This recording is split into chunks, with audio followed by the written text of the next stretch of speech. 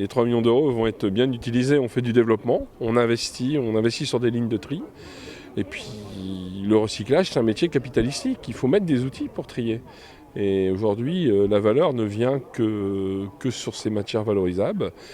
Et aujourd'hui, pour valoriser comme il le faut, il faut investir dans des outils, dans des hommes, dans de la structure. Bon, là, on monte une ligne de tri sur la côte, sur Montreuil, Baumery-Saint-Martin, avec un bâtiment. Là, on va investir 1,5 million là tout de suite. Je suis en Bourgogne, sur Saint-Florentin, on monte une ligne de préparation de déchets polluants. Voilà, nettoyage et lavage. Bon, voilà, Ici, ça profite ou pas?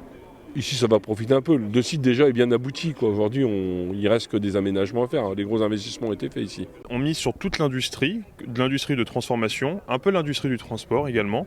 Et on va effectivement sélectionner en priorité des projets qui répondent à nos normes, à nos critères en termes de normes ESG, c'est-à-dire sur les aspects sociaux et environnementaux. C'est très important pour nous et c'est ce qu'on a apprécié chez Astradec, qui a créé 150 emplois, pas que dans la région de Hauts-de-France, mais dans des régions où malheureusement les créations d'emplois se font rares, qui est également un moteur de transition écologique, puisqu'il faut accélérer avec des acteurs comme Astradec pour aller faire plus de recyclage et moins d'enfouissement. Ça, on en est convaincu. Là, en plus, on a trouvé une façon de faire. Ça ne coûte rien à la région, mais seulement la région a eu un rôle.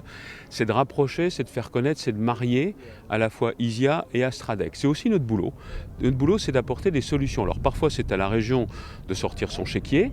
C'est ce qu'on a fait voilà quelques années avec le CAP 3e révolution industrielle, avec des obligations convertibles pour leur permettre justement d'accélérer.